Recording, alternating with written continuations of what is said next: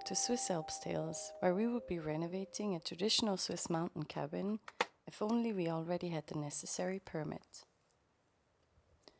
Earlier this year, we submitted all the required documents and applications to the local authorities, hoping we would get the permits over the summer and have the bathroom almost finished by now. But as it sometimes goes, things take longer than planned. So here we are in October. The trees are losing their leaves and soon there will be snow. Any renovation work will have to wait. So instead, we're building ourselves a nice place to wait and giving you a little update. The news isn't all that bad actually. The authorities had a few additional requests regarding the spring water we're using. In such a remote and untouched place, it's important to check human impact carefully. So we're actually glad they're taking the time to do it right. Apart from that, our plans look good, and all the signs point to us getting the permit for the bathroom and the basement living space extension. It just hasn't been officially approved yet, and that's why we haven't started the renovation. And since winter will arrive up here very soon, we won't be able to start the bathroom renovation this year. So instead of flooding you with lots of videos of the rather unimportant things we still did up here, we decided to stay quiet. But now it feels right to give you an update. We're still here and a lot is happening behind the scenes on the organizational side. Right now we're planning the bathroom layout in detail and choosing the final materials. Very exciting. We're also still working on the alpine stories with the archive footage. There will be something new coming soon on that too. So stay tuned, the best part is yet to come.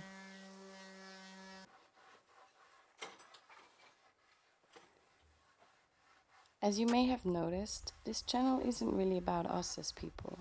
What we want to share is the beauty of this untouched nature and the story of preserving the building's cultural heritage. Still, it might help to understand a bit about how we're doing this project. At the moment, we don't live full-time in our Mayenses, but we spend about half of each week up here, so it's not far from that.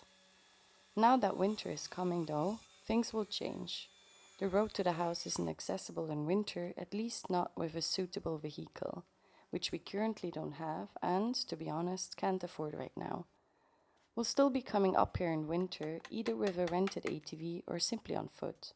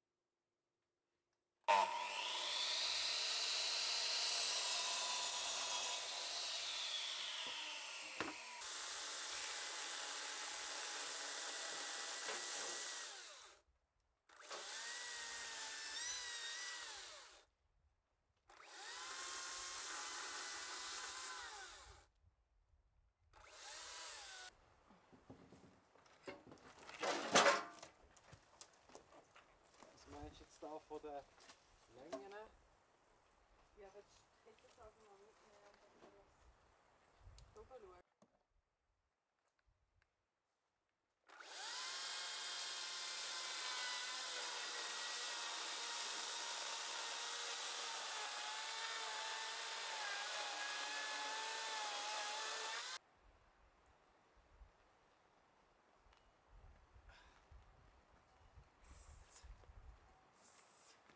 Da komme ich jetzt nicht vorbei da.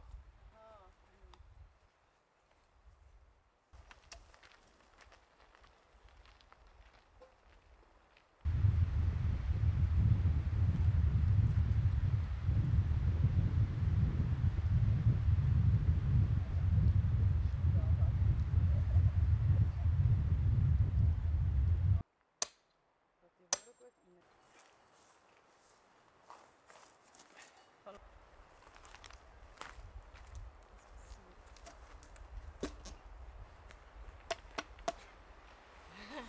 ich auch.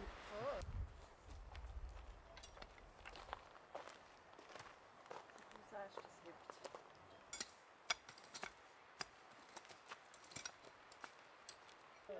Was wird passieren? Das ist unschön. Das nicht sein, aber...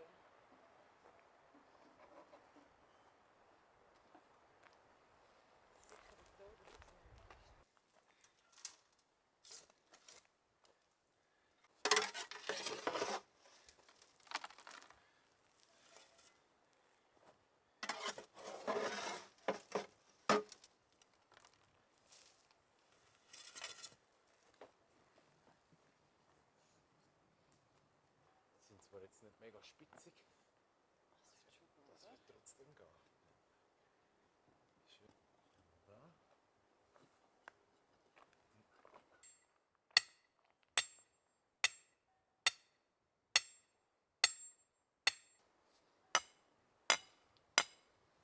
Boah, Gott.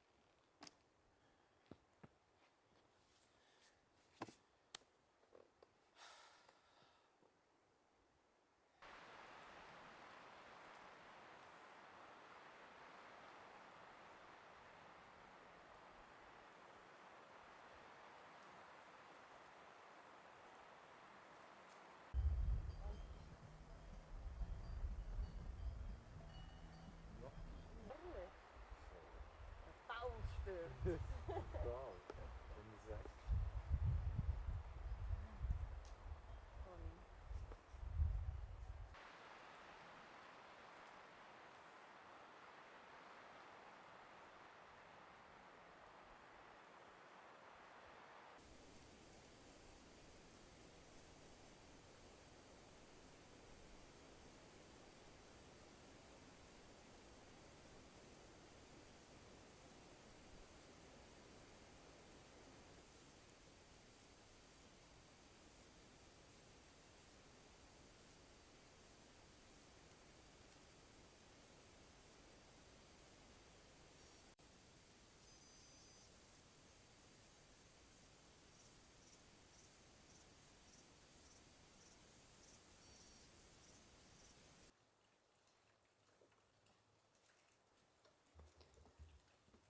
As we mentioned at the beginning, soon we'll only be able to reach the house on foot or by ATV because of the snow. To keep the carrying to a minimum once that time comes, I've prepared several meals in advance and preserved them using the canning method.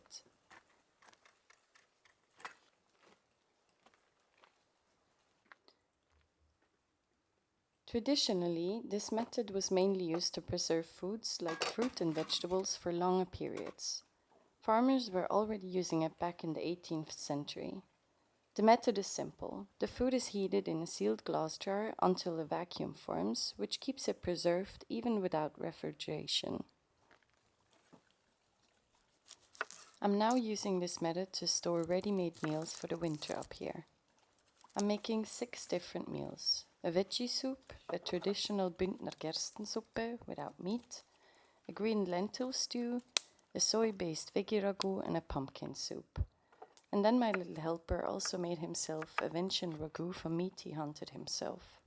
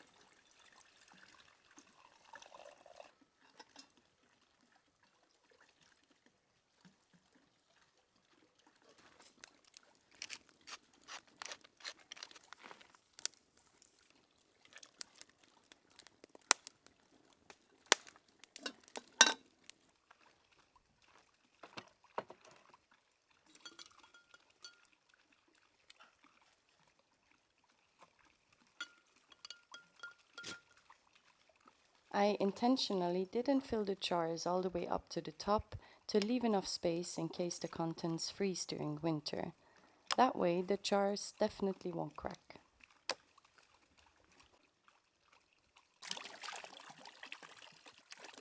After the dishes are cooked and seasoned, they are filled into jars and sealed with clamps. Then they go into boiling water for about 19 minutes. You don't want to cook the vegetables too long beforehand, otherwise they will become too soft during the canning process. Unfortunately, my pot was a bit too small. Ideally, the jars would be completely covered with water, so the setup wasn't perfect. Finally, you let the jars cool down in the water overnight. The next day, you remove the clamps, and if the lid stays in place, the process worked and the vacuum has sealed properly.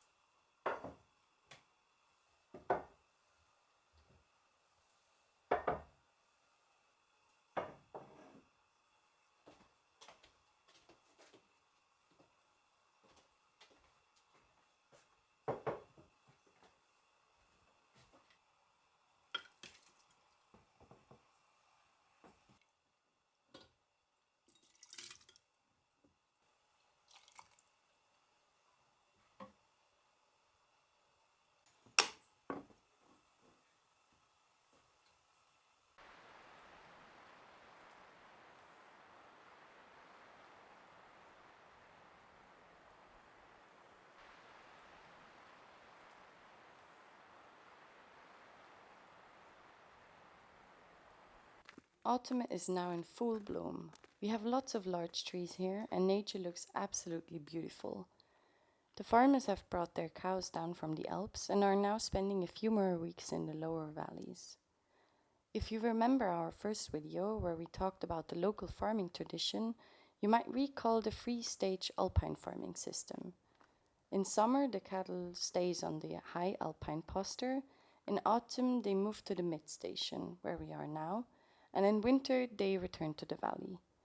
They even stayed on our meadow for a few days, and we got to enjoy the delicious cheese that's made up on the Alp. And now, some stunning autumn shots for you to enjoy.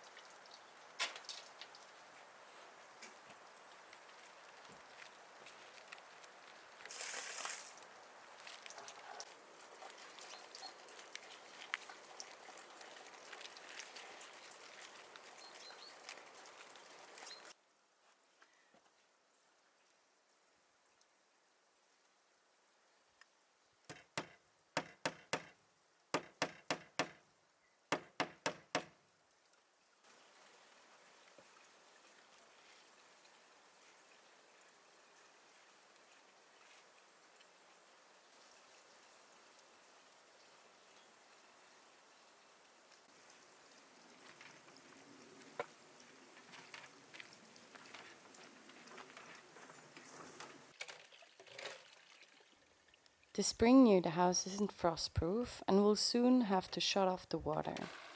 To make sure we still have some water during the winter, we'll store 100 liters in canisters and preserve it to keep it drinkable.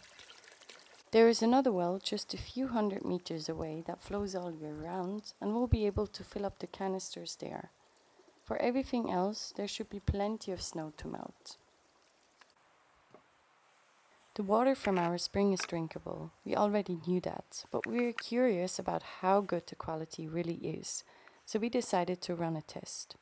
We're using the Cactoli water testing kit, which checks various indicators of water quality, including bacteria, microplastic, and other potential contaminants.